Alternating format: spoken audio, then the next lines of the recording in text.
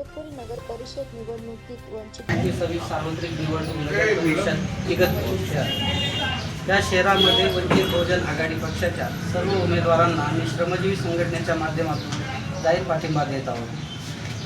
2023 साली देशाचे पंतप्रधान यांनी घोषणा केली होती की देशातील प्रत्येक नागरिकाला सर्वांना राहायला घर मिळेल, परंतु अद्यापही घर मिळाले नाही ना घराखाली जागा मिळाली नाही। जागेचा आणि घराचा प्रश्न प्रामुख्याने अडथळा शहरात तो पूर्ण करण्यासाठी आम्ही वंचित बहुजन आघाडीच्या सर्व पक्षातील उमेदवारांच्या सोबत आहोत आणि त्यांना निवडून आणण्यासाठी आम्ही 100% प्रयत्न करतो। श्रमजीवी संघटनेने जो आम्हाला वंचित बहुजन आघाडीला जो पाठिंबा दिला त्याबद्दल मी त्यांचे शतशः आभार मानते आणि त्यांच्या ज्या समस्या आहेत त्या आम्ही सोडवण्याचा प्रयत्न करू हे मी त्यांना शब्द देते आणि तो नक्कीच आम्ही पूर्ण करू हे मी आश्वासन देते मनापासून आणि धन्यवाद। श्रमजीवी संघटनेचे लोकांची आम्ही गेल्या 15 दिवसापासून चर्चा करत होतो।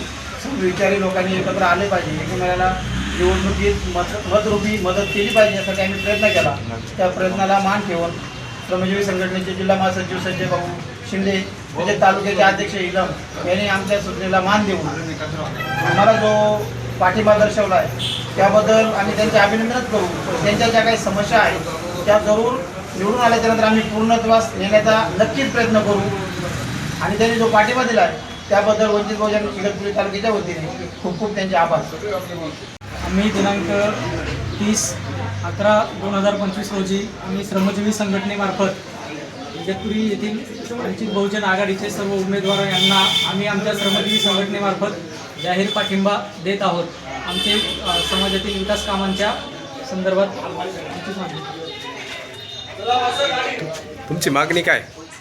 आमची मागणी की आमच्या ज्या इगतपुरी नगर परिषदेच्या हद्दीतील ज्या कातकरी वस्त्या आहेत त्यांना अद्यापही घराखाली राहण्यासाठी जागा नाही आहे, त्यांचा जागेचा प्रश्न मार्गी लागावा हीच आमची अपेक्षा आहे।